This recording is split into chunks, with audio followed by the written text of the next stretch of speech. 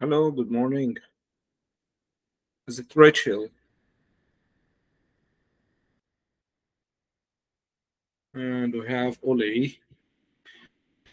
Good morning, guys. I'm Dr. Ali Salam. I'm one of the GB at the moment, and I did work in NHS for 5 years now. I did work in the emergency department as an SHO and as a registrar, and then I work in the medicine as a SHO as a registrar as well.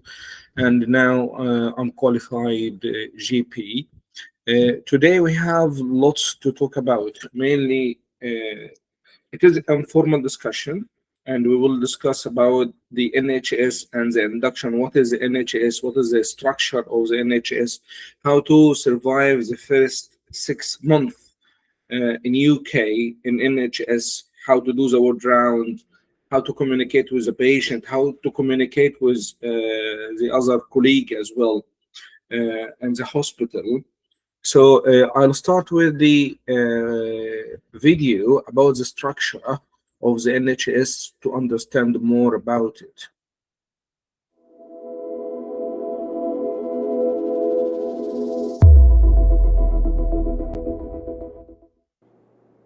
Big changes are taking place across the health and care system. What does this mean for the organisations that make up the NHS? How will they collaborate with other parts of the system? And what will these changes mean for you and me? When the NHS was set up, it focused on treating single conditions or illnesses.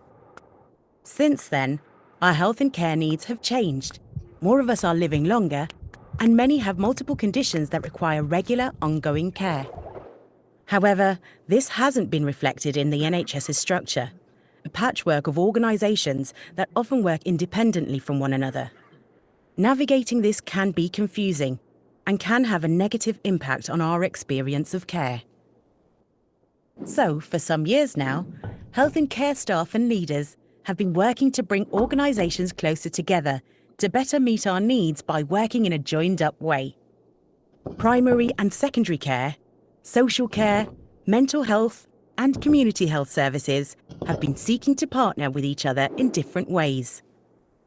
At a very local level, GP surgeries have been coming together to form primary care networks, groups of practices working together across areas called neighbourhoods. By sharing resources and working closely together with other local people and services, they can provide a wider range of services than a single GP surgery.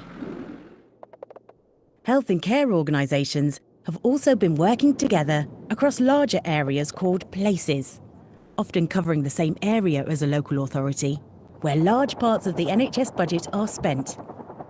Here, local government, charities, residents, and NHS partners can work together to understand and meet local health needs. But previous laws have prevented services becoming even more joined up. The 2022 Health and Care Act aims to change this and make it easier for organisations to work together. But what do these changes look like? Organisations are now coming together across even larger areas to form integrated care systems, partnerships of health and care organisations that plan and pay for health and care services. There are around 40 integrated care systems across England, and although they've existed for some time, the Health and Care Act gives them legal status, as well as new powers and responsibilities. Integrated care systems are made up of two parts: integrated care boards and integrated care partnerships. Integrated care boards decide how the NHS budget for their area is spent and develop a plan to improve people's health, deliver higher quality care, and better value for money. Integrated care partnerships bring the NHS together with other key partners, like local authorities, to develop a strategy to enable the integrated care system to improve health and well-being in its area. NHS trusts are also coming together to form provider collaboratives, new partnerships that can bring together providers such as hospitals, mental health services, and community services. So how are these new structures funded? Integrated care systems get most of their money from NHS England, which is the national body for the NHS in England. and sets the operational priorities for the health system. It's responsible for the health services you and I access day to day, which are inspected and regulated by the Independent Care Quality Commission. The Department of Health and Social Care sets out what the NHS is expected to deliver for the money it gets from the government, which comes from our taxes. It also holds budgets for some of the other areas that have an impact on our well-being, like public health. Throughout these new structures, local authorities play a key role. They receive money locally and from national government, which goes towards funding a range of services that support our well-being and prevent ill health. So, what does this all mean in practice? The Health and Care Act has put in place a legal framework that enables services to work more closely together, so it's easier for you and I to receive the care we need, when and where we need it. For these changes to succeed, staff and local leaders will have to work with one another differently, alongside key partners in local government, the voluntary sector, and communities themselves. Of course, services face other challenges like workforce shortages, growing waiting lists, and the impact of the COVID-19 pandemic. While the new structures won't fix all these issues, by enabling services to work more closely together and join up. Okay, guys, it's not a webinar. It's an informal discussion. So, can someone tell me what you understand from what we discussed now, or what from this video? Anyone, please.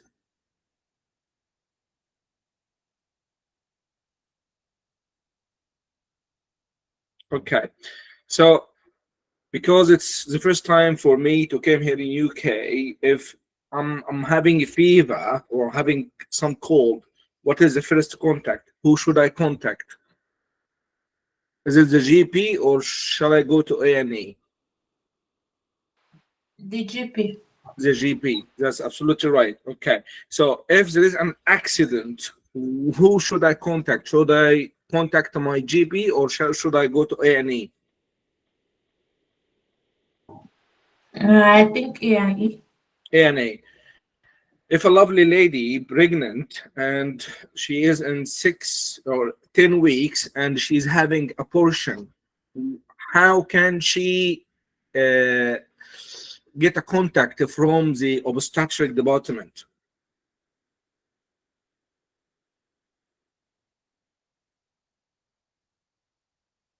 Through the GP as well. So the difference between here and everywhere else in the world is that the first contact is the primary care, is the GP, the pharmacist, and the midwife. This is the first contact. The second contact is A&E. And we cannot see specialists without going through these channels. What I mean is, if you have something or a patient have something which need to be seen by cardiologist or gastroenterologist or by orthopedic team, can he just go to the hospital and see the orthopedics? No, he need to be seen first by A&E or by GP before seen by the secondary care. Why is this important to us? Because of the documentation. All this discussion today, it is about two things: documentation and the communication. Everyone came from different culture and everyone know what to do. In my culture, I'm from Egypt, so we never document anything. We just let the patient know what's going on and send him home. Here in UK, you need to document every single bit of why you're here, what the patient is here, what he's doing, what is the story behind the patient, and then who is the next step. So it is a continuous care.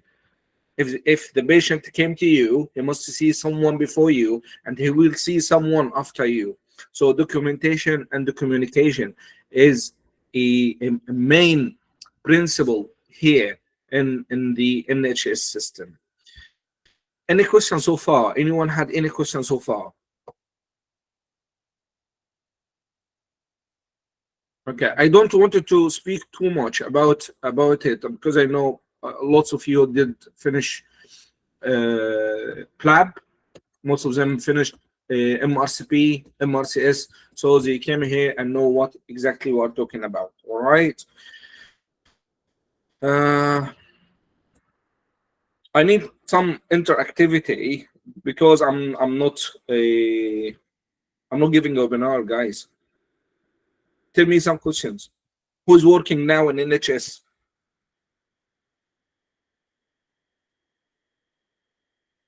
Who's preparing to come to NHS? No one.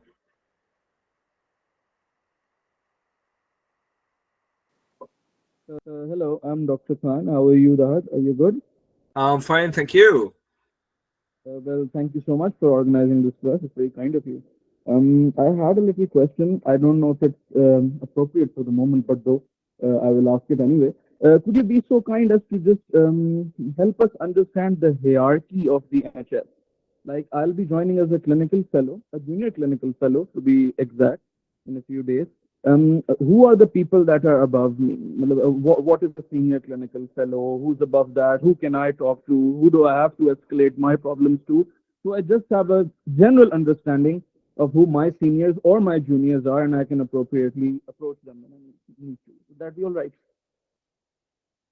Yeah, thank you very much for your question. So when you come in here in the UK, you will find a lot of people around you. So if you are coming as a junior clinical fellow, so you will work as an SHO, and SHO, which is a senior house officer, he is the one who under you is FY2, and under FY2 is FY1, and then the nurses.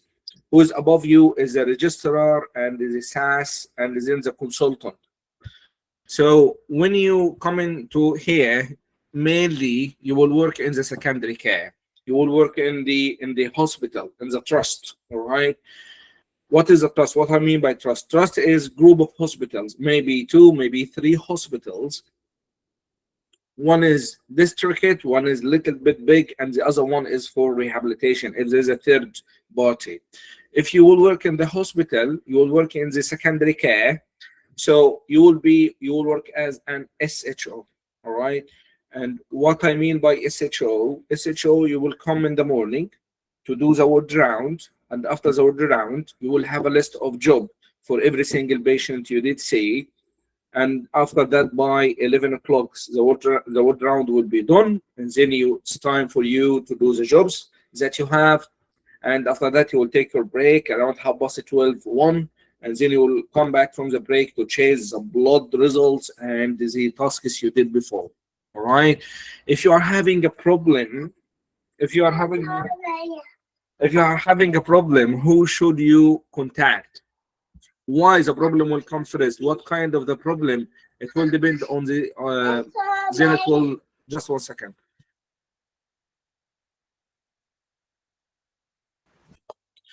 So it will depend on the problem type, who you will contact. If it is something happen in the ward, there's a DATEX system we'll talk about right now.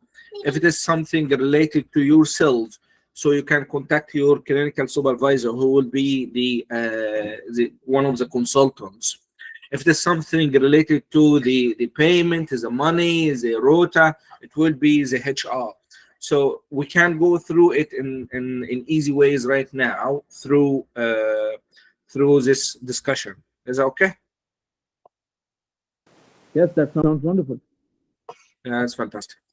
All right. So because I have lots of slides, I have lots of videos to show you as well. Why you need to know about the hospital when you come in, because there are a lot of stuff you need to know, because you have people around you to work with. You are not working alone. So there is, when you come first, you will find a lot of people are the same. If you are working in A&E or in the orthopedic ward, you will find the healthcare assistant. Let me bring it up there. You will find the healthcare assistant. You will find the the nurses. You will find something called the advanced nurse practitioners or ANPs. You will find the personal assistants or PAs.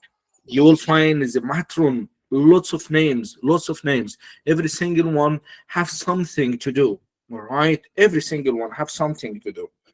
So what everyone do here is something you need to know. All right, let's start. Shall we go through this area, or do you want me to jump to anywhere else?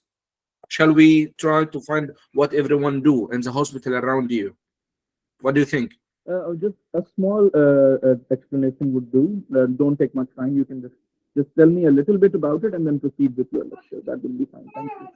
Okay, so if we start with the so in the hospital you'll find the patient, of course, and then you will find the healthcare assistant, and the healthcare assistant is the one who brings the water to the patient, who brings the food to the patient, who's helping him to clean or to have a shower or something like that. Usually they will be in green suits. And then you will find the nurses. So the nurses, they are responsible about giving the medication mainly, but not taking the bloods, but not taking blood culture, but not seeing the patients. All right. The third one is the ANPs. The ANPs, of course, you did read a lot about ANPs and PAs and the problem which is going through the NHS at the moment. The ANPs, they are a qualified nurse practitioner. You will find one in every single specialty. You will find ANPs in A&E, ANPs in orthopedics, ANPs in surgery, ANPs in gastroenterology, ANPs in the gynecology as well. All right, and they are not replacing the clinic the juniors, but they are having a little bit of upper hand at the moment, if I can say the word. And then the SHOs, or us, the juniors. So the juniors, they are responsible to do the ward round, sometimes by themselves, sometimes with the registrars, sometimes with the consultants. It depends on every single hospital and every single ward protocol, really. And then you will find the registrar, and the registrar is responsible about the procedures. If you are in the gastroenterology, he will be the one who will do the acetic taps.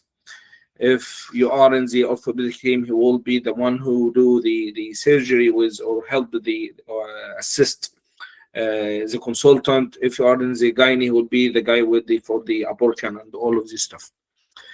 And then the consultant, every single consultant is responsible about a group of patients.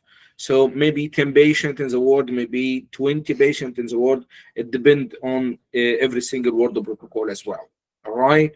So it's a tiny bit about every single person and how he works. So the communication here, how to have a good communication with the people. This video we're gonna see right now, he is an orthopedic consultant, and he's doing a word round. Let's see what he's doing.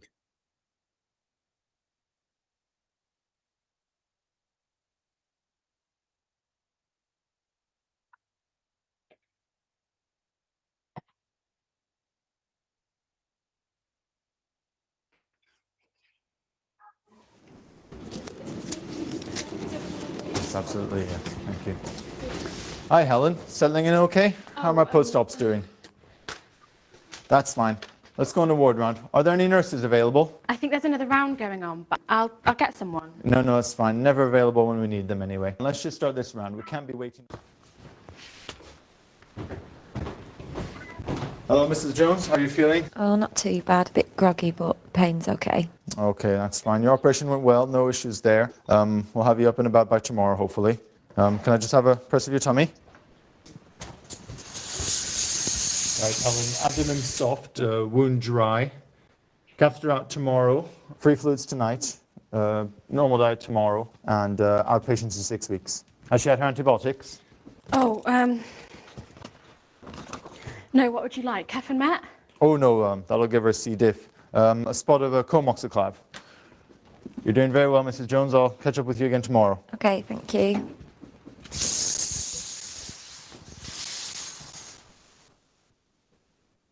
Come on.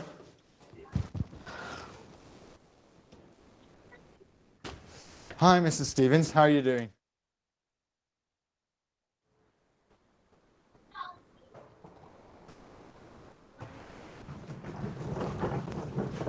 Hello, Mrs. Jones.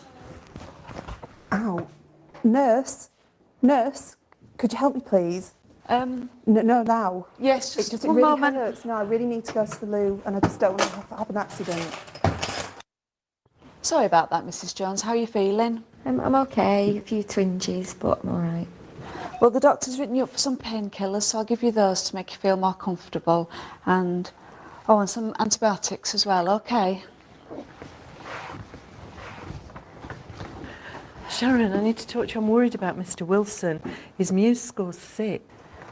Sorry about that, Mrs. Jones. Where were we? Medicine? Oh, yes, that's right. You've got a red wristband on. What's it you're allergic to? Penicillin. I get like a really bad rash when I take them tablets.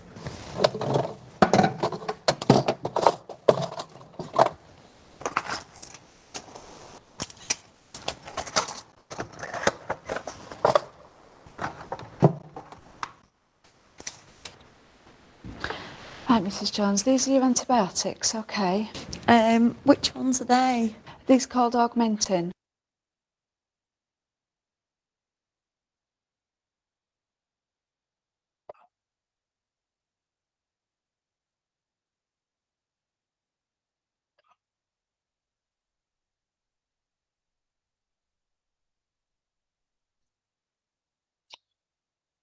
All right. So, can someone tell me what's going on here?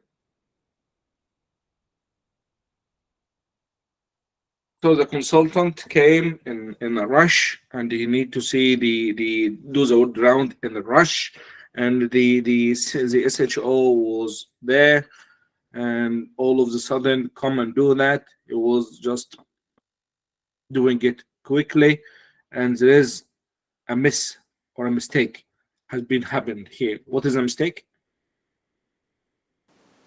The patient was actually the doctor, I guess, did not ask about the patient's allergies when he was noting down the drugs that the doctor was the consultant has prescribed, especially augmentin. He was worried about Clostridium difficile, but that is fine.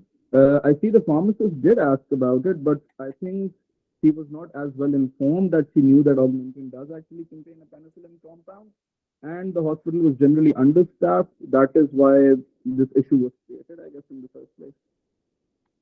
Absolutely, you're right about that. So it's just this what's happening on daily basis. Everyone doing a mistake.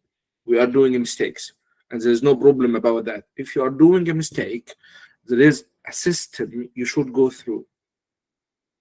If I did a mistake, I need to find out what mistake I did. I need to correct it. I need to explain it to the patient, and I need to datics it. What is datics?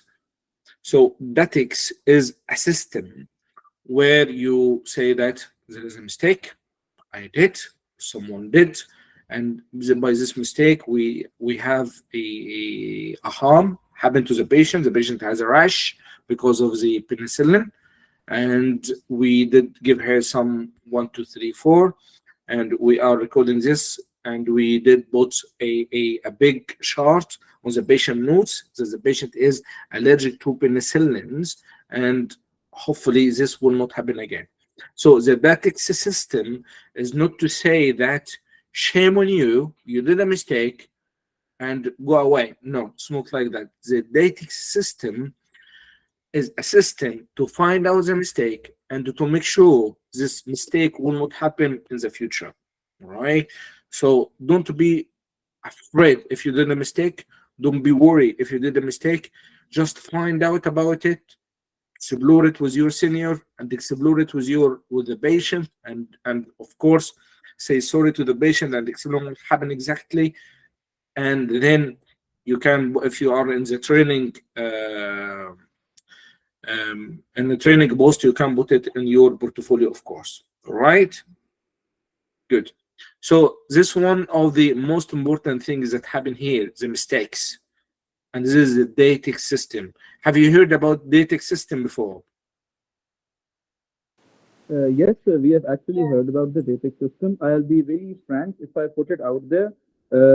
I think, and I speak for a lot of new doctors in NHS, they are really they're really made anxious by the system. If you know what I'm saying, they just are worried that suddenly one day a complaint turns up in the DATEC system against them. With them having no clue about what it is. I thank you very much that you've explained it, that it's actually a self-improvement system. If I've got the gist of it right, it's actually a self-improvement system that helps you learn from your mistake and puts the patient, takes the patient away from the risk and makes the practice more safer, if I'm right. But Yeah. there is a little taboo regarding it out there. I will be very frank. Yeah, there's a very important thing here as well, because you will document it in the data system. You will document it with the patient as well. After say 3 years, 2 years, 5 years, because they keep the records of the patient here for 10 years. All right, even after death. If someone doing an audit for something like in A&E, it's really busy. Everyone is busy. You are requesting patient came in RTA. You are requesting chest X-ray and CT head for the patient to because to rule out bleeding and for chest and blah blah blah. And all of a sudden, all of this go to another patient, and this patient, which is a wrong patient, had the CT and had the X-ray. All right, and when you are chasing the result of it, you did find that the CT and X-ray for totally different person. All right, it's a big, massive amount of radiation. All right, so what's the problem? What's the problem? It is a big issue. Yes, it is. But if you did go and that yourself and explained it to your senior, explained it to the patient, and of course give a good apology about that, after 5 years, when someone trying to find something or trying to audit something, and he comes about the mistakes in the radiology department and they came to you, so it will be an easy thing. Why? Because no one can do any complaints about it, because you did that except the patient know about it, you did apologized, and everyone accepting your apology. All right. Yeah. Absolutely, sir. I get that. Yeah. Thank you. Thank you. So as an SHO, because I did, before I come in here, I used to work in different countries, and I never did the blood sample or did a cannulation or did an ABG or did acidic drain even. So I don't know how to do this stuff. I came here, I have no idea how to. I did it before when I was in my foundation years, but I will already forget about it. So you came in here, you did find that you are the one who is responsible to do everything, all the basics. So you are the one who will put the cannula, you are the one who will take the bloods, you are the one who takes the blood cultures, you are the one who will take the ABG and VBG. You are the one who will read it. You are the one who will do the ECG sometimes. You are the one who will do the peak flow test. You are the one who will do a lot of stuff. All right. So make sure when you come here, you have some practical stuff before coming here in UK. That's one thing. If you are here in UK and you are in the world at the moment, or in NHS at the moment, make sure you can do this stuff. If you can't, it's okay.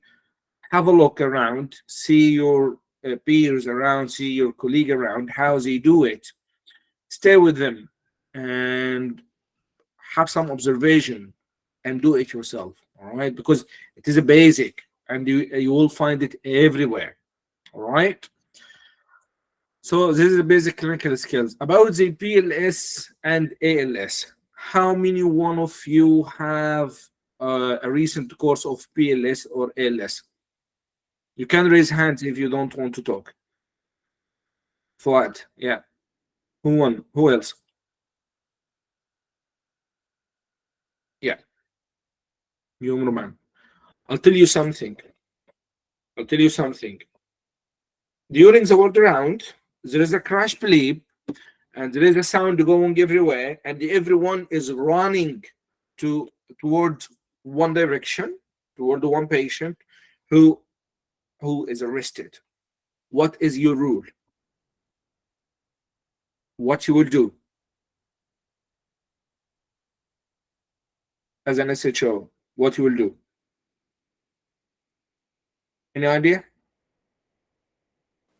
No, sir. I'm terribly sorry. I do not have an answer to this scenario right now. Yeah. So you will, yeah, that's absolutely right. You will run towards the patient.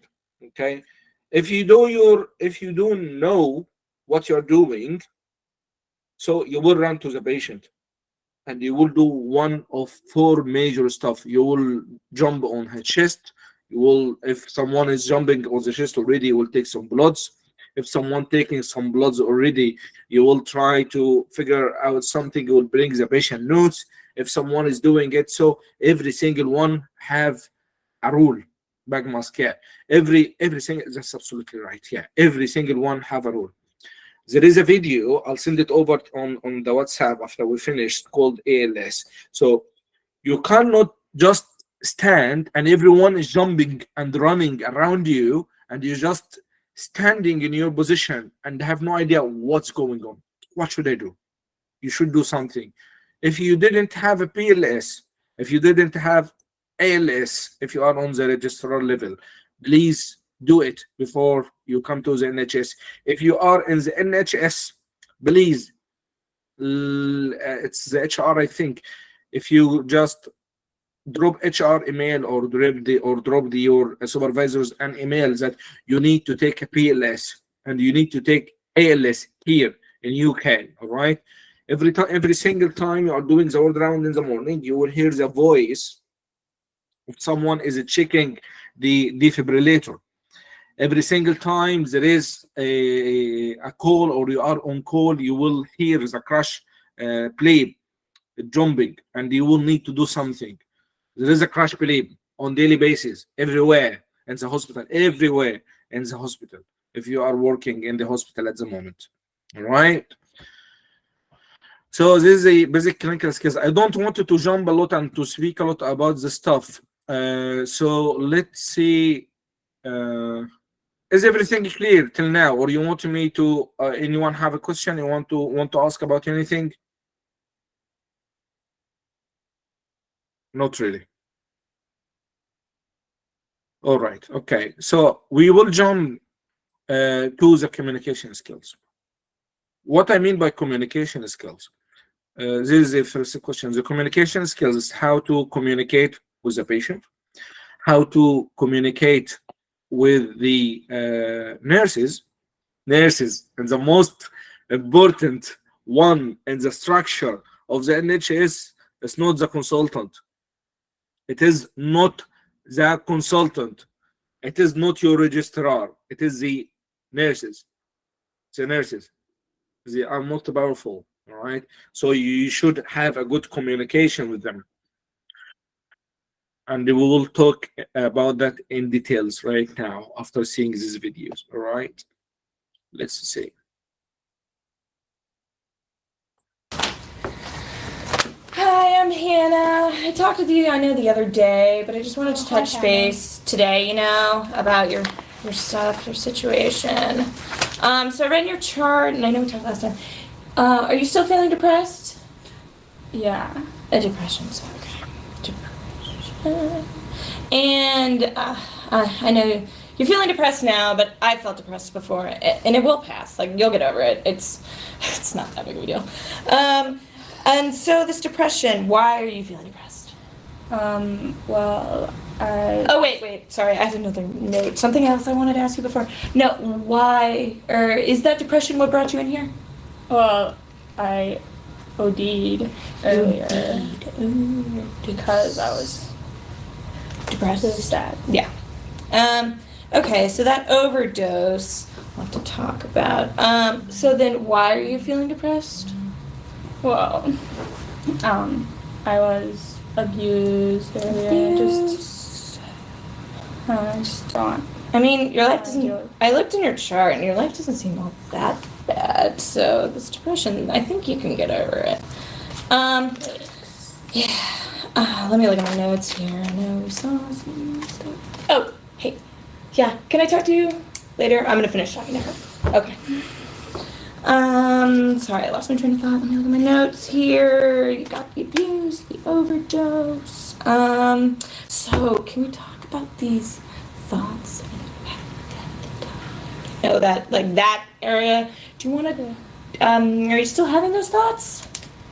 No. No. Okay, then great. No thoughts, because I know. I mean, if you're having them, it's kind of like. Why I don't understand why people think of like killing themselves. It's really very weak of them to do. Personally, but anywho's. Oh, hold on a second. Hello. No, I'm at work right now. Yeah. You know at Belmont? Yeah. I'm gonna talk with this patient here. Yeah. And I'll call you back. Okay. Okay. Bye. I'm sorry. Yeah. Anywho, so let me look at my notes. But so you, those thoughts we were saying, what were you saying about those? Did you have them? I forget. Well, no. No. Okay. Okay, that's great. I'm glad. So are you feeling better then? I guess a little. Yeah. So what do you think has worked in your therapy? I like talking to the therapist. One-on-one? Mm-hmm. Okay. Well, do you want me to see if your doctor's available? I can Yeah. totally arrange that. Okay, I'm gonna go check that then right now. Okay.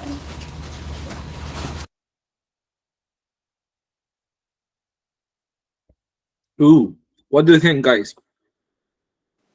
I think this was an absolute communication disaster there.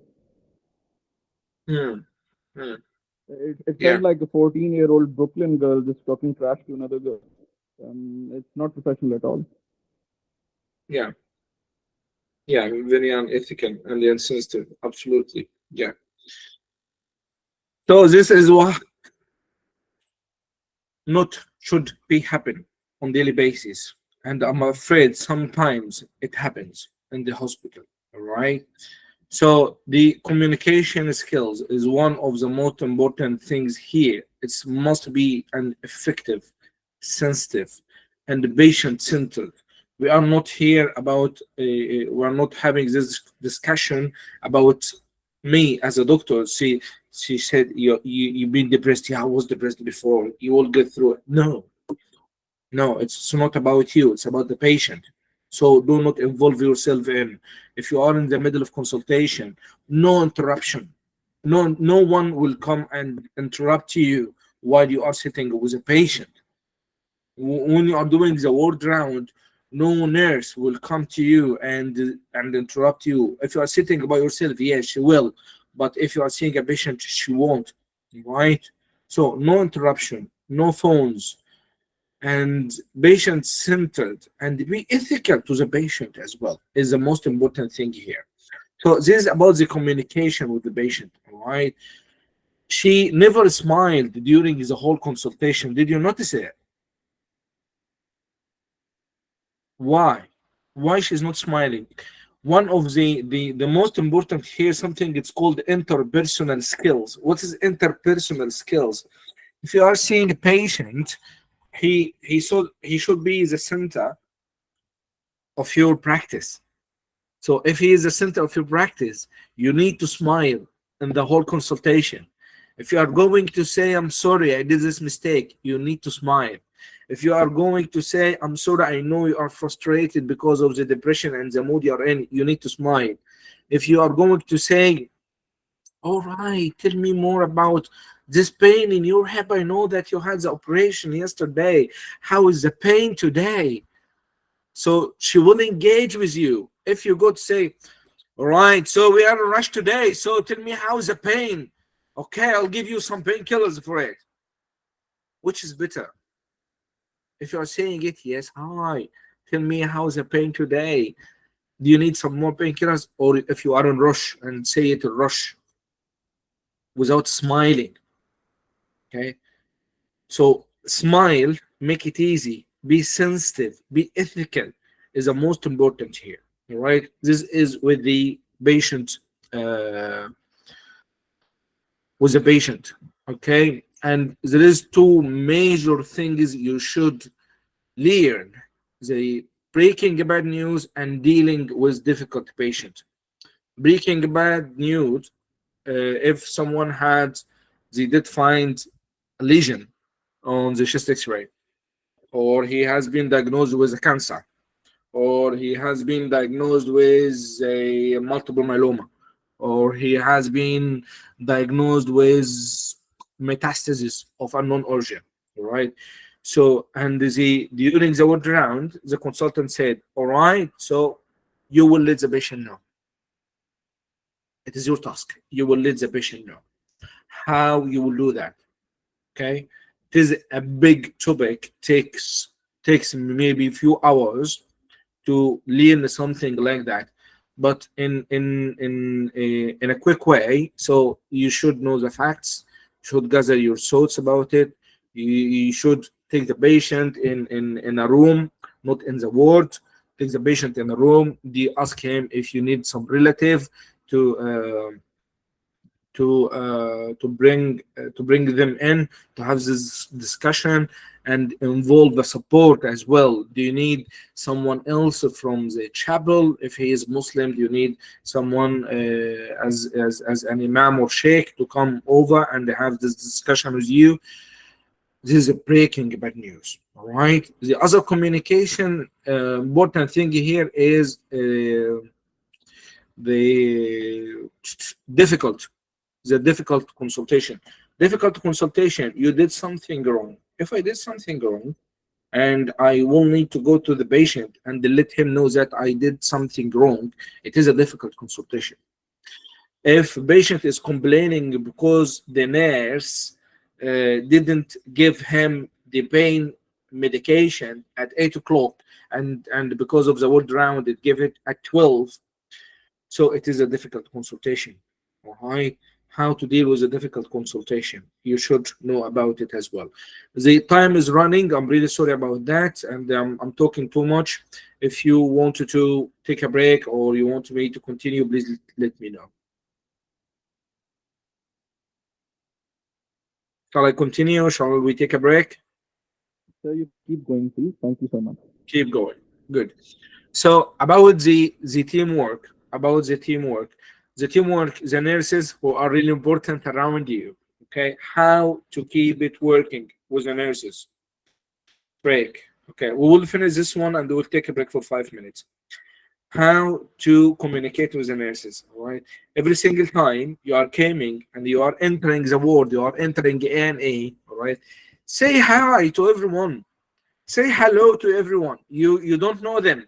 They do not know you, but you will work with them. All right.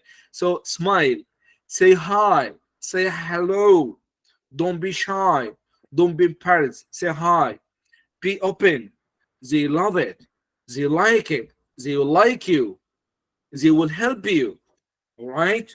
If you are going in a good mood, take some cakes with you. Take some stuff with you. They will love it and they will like it. They will help you. If you are struggling, they will stand just beside you. They will make you move to the other step. All right. When you come in after the weekend and on Monday, the usual day's work, right, and see everyone. Okay, what did you do during the weekend? How did you spend your weekend time? All right. It's far away from the patient. It's far away from the hospital settings. It's far away from the primary care settings, from A&E settings, right?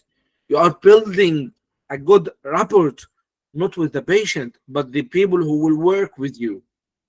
When you are doing the feedback after you finish the first year, so they will just take the boxes. He is a good teamwork. He is a good teamwork leader, player, right? He is a happy person. He is always smiling our faces, right? He is trying to help if we go to ask him about something and he has no time, he said, yes, I'm more than happy to help, but I have lots on my list to do. Can I do it later? Do not say, no, I can't. Do not say it. If someone came and asking you, please, I have a patient in cubicle 6 and he needs some blood to be taken now. Can you do it? Do not say no. Do not say, no, I can't. There's nothing like that. Absolutely, I'm more than happy to help, but I'm afraid I'm having a lot on my list right now. I need to do 3 or 4 things before I do the bloods. Is that okay? No, doctor, do what you are doing. I will go to find someone else. All right. But if you did say, I can't, she will leave you. She will go and she will text you. You are not helping. Okay.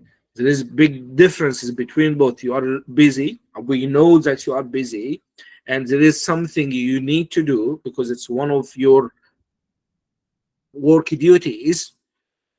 But the way of saying I can't, it differs from one person to one person. All right. Okay.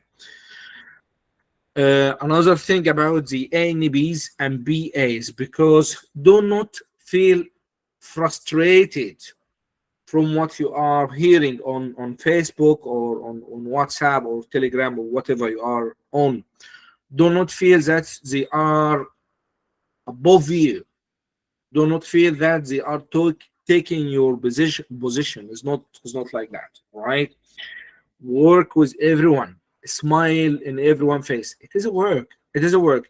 You come, you do your work, you will get paid at the end of the every single month, and you will manage to go up another step. All right. Keep it easy. Keep a smile in every single one face, and it will be easy for everyone. All right. We will take 5 minutes break, and we will continue again. All right. Is that okay with everyone? 5 minutes break. Only 5 minutes. Yeah, 5 minutes break.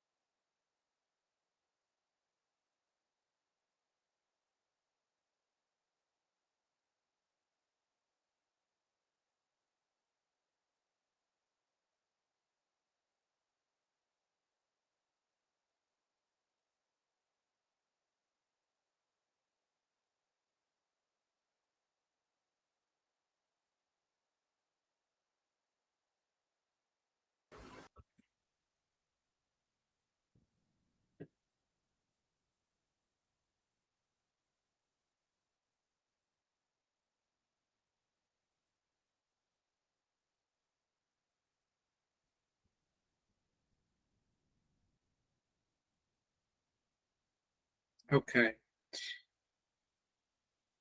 So communication, because you will use a telephone here lots and lots and lots. You will communicate with every single one. You will every single time you are in any, you have a patient, you will need to deliver it or to sell it to the specialty, to the next specialty. Or you gonna, if you have a patient who had a sepsis, or you have a patient had a crash, or he have tummy aches, and you are sending the patient to the surgeons. So you will need to have a specific pattern of what you are gonna, how you will sell this patient to the next specialty, right? And there is a very widely used structure called the SPA, right?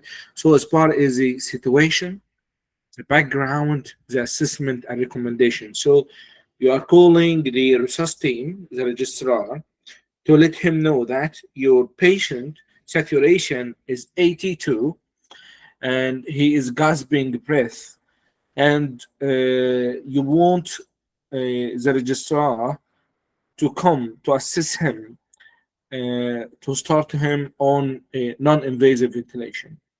How will you do that? Hi, Dr. Feldman? Yes, this is Amy from 2 West. I've been taking care of Miss Everett. Well, she's an 82-year-old woman. She was admitted 3 days ago with DVT. She's on heparin, telemetry, and oxygen. She's been alert and pleasant with no problems other than urinary retention. And she has a Foley in place. But tonight she appeared confused. She's awake and oriented to person, but she thinks that she's at her aunt's house and that Ronald Reagan is president.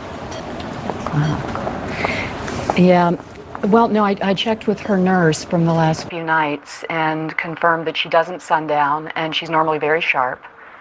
Her heart rate has increased to 110. Her blood pressure is down to 110/60.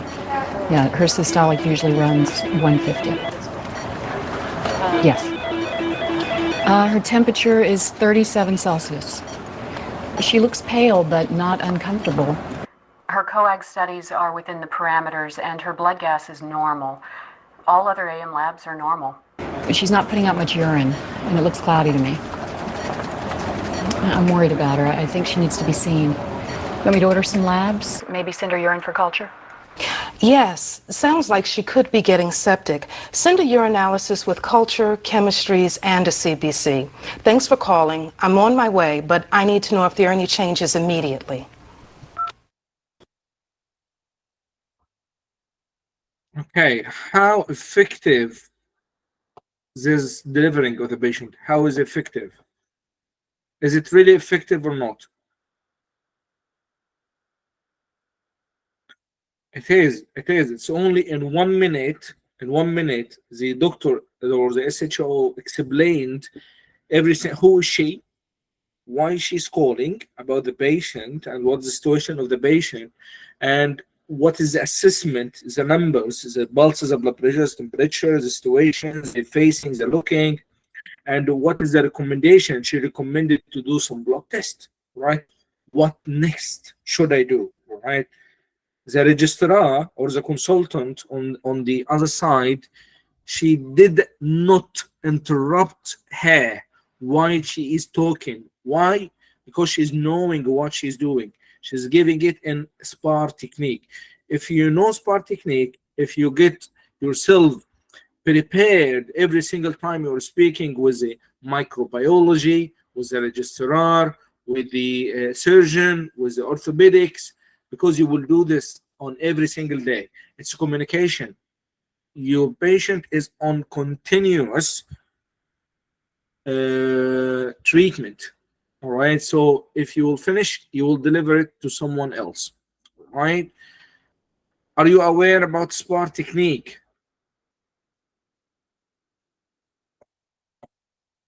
Okay.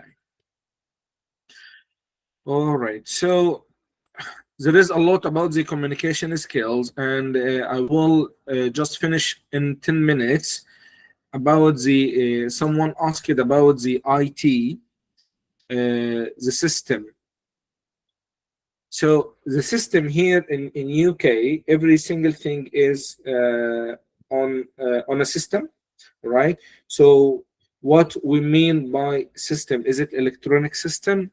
What you mean, is it the systems that we are using in dealing with the patient in different settings? So system here mean two things. The first one, or the first thing that the first video, so what is the primary care, what is the secondary care, how they are collaborating together to give the patient their best, right?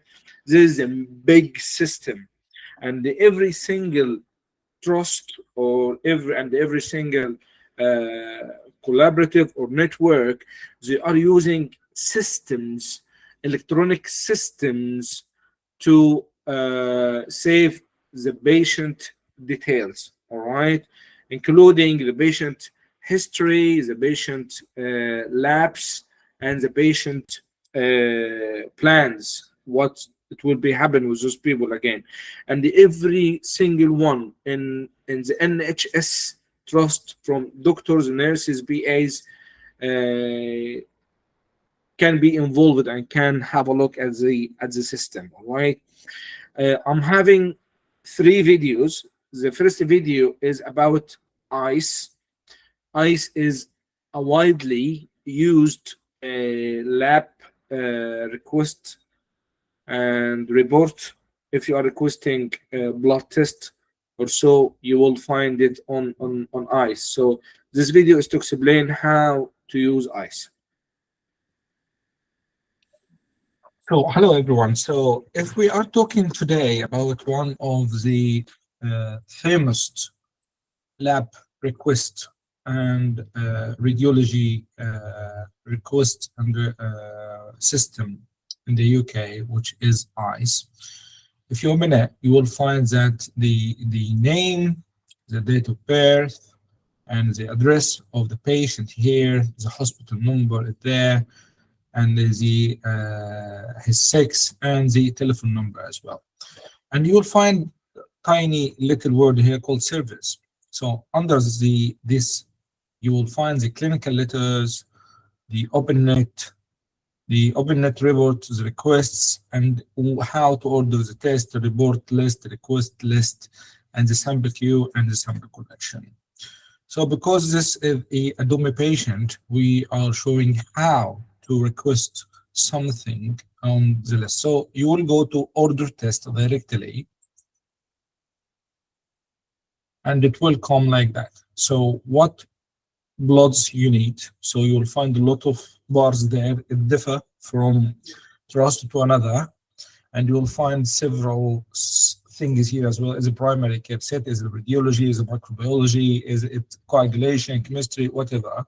And these are the common tests we are requesting. So let's say I will request a full blood count, I will request ECR, and I will request BSA for no, I cannot because she is Mrs. So I will request let's say thyroid. So if I request thyroid, to mention, is she primary, is it hyper, is it non-thyroid problem? No, I don't know what problem she's having. I'm requesting anything else from here. Let's see, GB midstream. Let's say GB is requesting it as I'm working as a GB, and the problem because of dysuria and she's not taking medication. And I need to request something, but I cannot see it here. So there is a search button down there. If I open it, so I need to request ECG, and there is a button called search, and okay, so there is a 12 lead ECG. If I request it, it will come as the service is blah blah blah. Yes, okay, what is the blood pressure? Let's say the blood pressure 120/80, and the heart rate is 80. And the patient will make their own way, yes, or he needs ambulance or medical, okay, and he need 1 ambulance or 2-man ambulance or medical, he will need medical or she will need medical, all right. I need to request something else like CT scan. So if I go and try to find out where is the radiology, you'll find the radiology, say radiology specialist. I need to request CT as well, because this lady hit her head, and she can make her on hospital, and yes, and EGFR is more than 40, and remember this number, and okay. And then continue with the request. If you continue with the request, it will find out that, okay, so again, the patient details and then your details. So what is the best claim number to contact? It's 1148. And who is the consultant you are requesting under? Let's say it's Taylor. And the location is where you are in the hospital, or if you are in the health group. And then why? You are a doctor because of why. So why you are requesting it? So you will, but that's a tiny summary. So this patient presented after, let's say, RTA and hit her head, and she is on DUAC for AF. So that's why I'm requesting ECG, and that's why I'm requesting the CT scan. CT scan head, the CT scan head, why I'm requesting it? Yes, CT scan head to rule out brain hemorrhage or subarachnoid hemorrhage or subarachnoid bleeding or whatever. All right. Okay, and I'm requesting chest X-ray as well, and chest X-ray to rule out whatever, let's say overload, all right, or lower respiratory tract infection. And I'm requesting X-ray ankle, left ankle, to rule out fracture. So why are you requesting your blood test? Don't put a tiny word or repeat or something like that, and just leave it, because someone will read it. Someone will need to adjust why he's doing this CT here. Okay, and usually you need to put a reason for that, and then you will need to collect it or to leave it, or you will send it to the hospital. If you look down there, you'll find more tests if you forget to add something. Yeah, I forget to add the chest X-ray, so more tests again, please. And I will go to radiology, general, chest and spine here. I request the chest. And do the patient has special needs? No.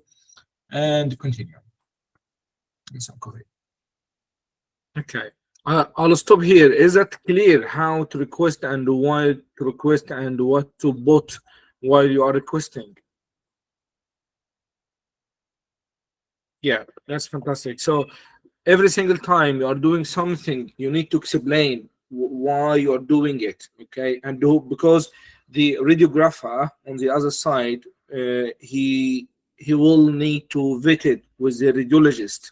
So he will read it. Yes, he isn't taking a Bixaban and she hit her head. She is confused now. So we'll need to do the CT scan. All right. This one is another system. It's called, is it the EMS? This is the EMS system. And we're using as well to record the patient details. All right. So this is another example for the recording systems for the patient, which is called EMS. If you open your patient, which is EMS, so you'll find the patient demographic here. So the patient is called Minnie Mouse. He lived the usual address, household, who else live with him, and the map, the numbers, and the date of birth. The NHS number will be here, and his usual doctors, and the warnings will be in this area. So if you need to add, if you go up and have a look on the second bar here, you will find the summary, consultation, medication, problems, investigation, the care history, the diary, documentations, and referrals as well. So if you wanted to see this patient, you will need to put in your consultation. So you are only part of the summary. This is a part of the consultation. So you will add a new consultation, and once you open it, it will give you the name, where you are, and it will come on like that. So how to document stuff? As we explained before, you need to document everything in accurate. Okay, so one thing I'm documenting today. So this lady had, let's say, chest infection, right? So she had lower respiratory chest infection. So we are coding this one, and then you will find the history. Okay, so the history. How can I record the history? Everything, starting with everything.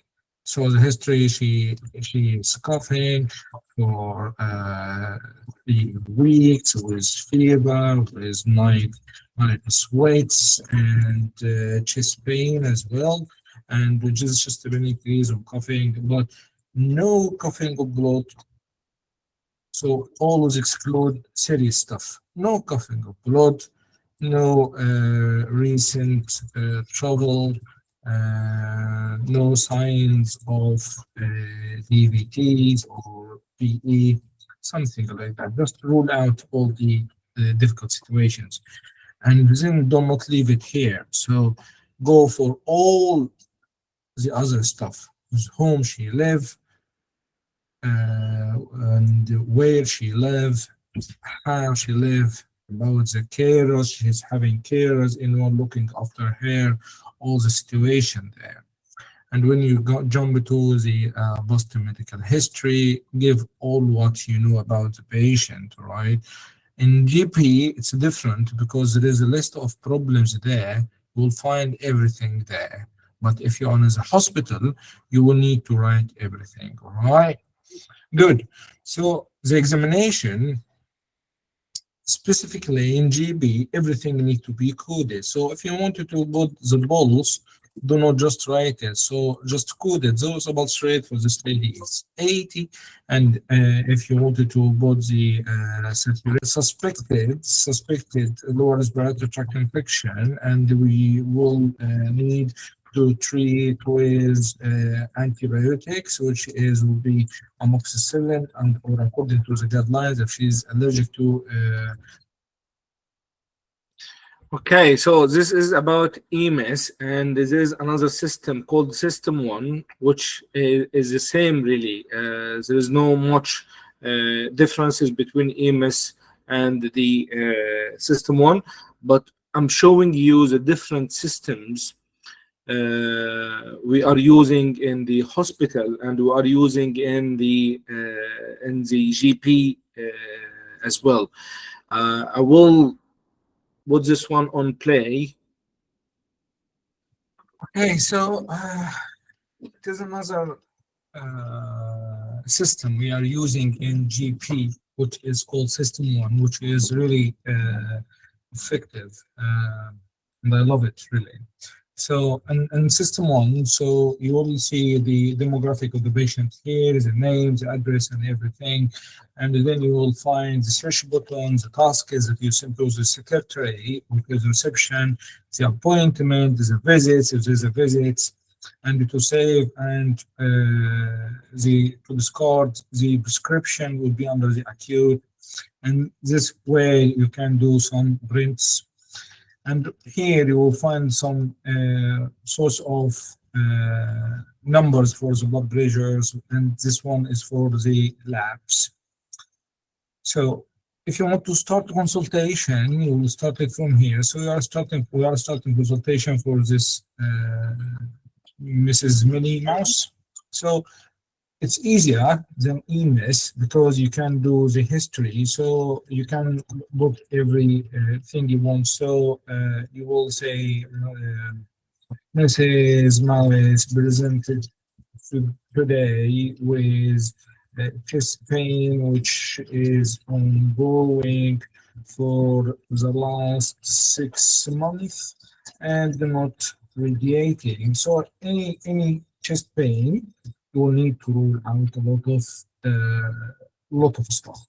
What is the most important thing is you need to make sure it is not, you need to make sure it is not MI, it is not PA, and it is not pneumothorax, right? So you will need to put all the negative data. It is not like that. The examination, there's no coding for examination in system 1. So you can do you can just say that blood pressure is 120/80. You will do that the pulse. It will do it directly, so there's no need for you to do anything. 87, you will go, the temperature is 37. You will do the CRT is less than 2 seconds, and then you can write all the other examination you are doing here, right? So the diagnosis is where you should put a code. So you are coding this one as let's say ischemic heart disease. So you'll put it as ischemic heart disease. You'll find something comes up like angina. So you can put it or put ischemic heart disease, and then it will be coded like that. And then the plan. What is your plan of action? So to refer to the hospital or whatever you wanted to do, you can put your plan here, right? And you can save it there. So if you had a look here on the major problems, you'll find the gout, diabetes, chronic kidney disease, asthma, minors. She has no minors, family history, and there's the new journal, which is a consultations that have been done before for everyone did it. So the tab, if you are choosing specific tabs or specific consultation, usually I put everything. And then what are the repeat medications the patient is on, the sensitivity, if she's sensitive, the letters and the communication, the referrals, vaccination, and mid-3 is one of the sick notes.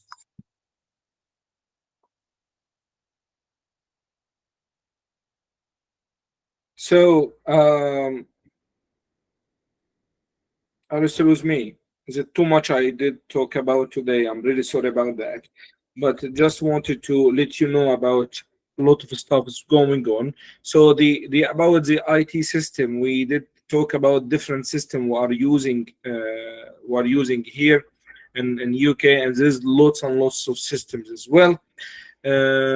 We did talk about the IT system, and there is a PACS system for the pictures if you want to transfer it from trust to another. And we did explain about the importance of the documentation, and the communication and documentation. The IT, if you have a problem with IT, there is IT number. You can contact him directly to help you with your problems. You will have your logins when you come in here. If everything come up as a legal problem, they will have a look at your documentation first. So your documentation is the most important thing. Your documentation is important than treating the patient. If you are documenting every single thing and someone raise a complaint, they will come back to your documentation. They will not ask you. They will not come to you. They will just read your documentation. If your documentation is making sure clear, it is safe, and you did rule out all the sinister scenarios, so you will be safe. All right, no one will catch you. Okay. This is about the legality. The legality need at least 3 or 4 hours to explain about it. I will just jump because I did take long time here. And this is talking about the safeguarding, and this is called about the CQC, which is a system who's looking after the hospitals, and they will notice you that Hi, doctors. We are sending this email to let you know that the CQC is coming tomorrow to check over ANA or to check over your ward. It doesn't mean that you will see no one, but someone will come and have a look around and they make sure that everything is okay. This is the CQC, the inspectors. All right.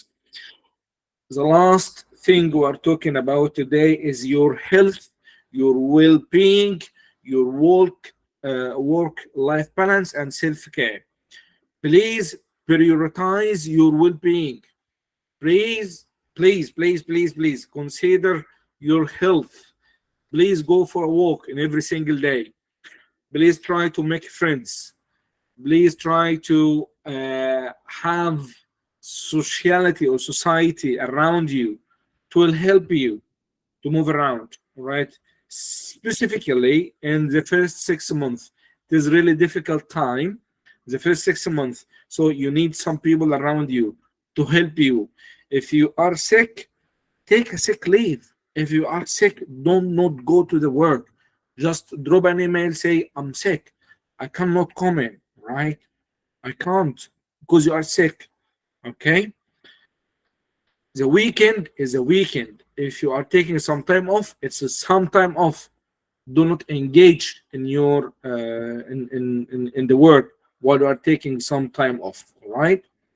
There is a lot of support system in NHS itself, but again, every single one is different from the others. You can find out what you want and how to deal with different situation. I'm done. That's I try to be brief. I try to summarize every single bit of it. I try to show you what you need to do. I try to explain it. If anyone have a question, please, you can ask it now. Open your mics and speak. I'm with you for another 5 minutes.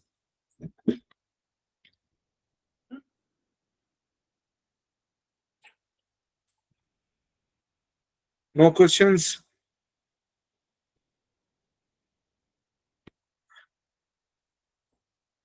All right. Okay. So thank you very much for being around. Thank you for attending this one. If you have any questions, you can just drop it on the WhatsApp group, and I'm more than happy to answer this one. And I will see you, inshallah, in the next sessions. I would like to know. Thank you. Thank you very much. I would like to know if there is any safeguarding courses. Sorry. Just on the message. I'd like to know if there's any safeguarding courses online we can do. Yes, there is. And it's called ELFH. Do you have GMC number? Yeah, if you are having GMC numbers, there's safeguarding courses on ELFH. I'll find it and I'll send it to you right now.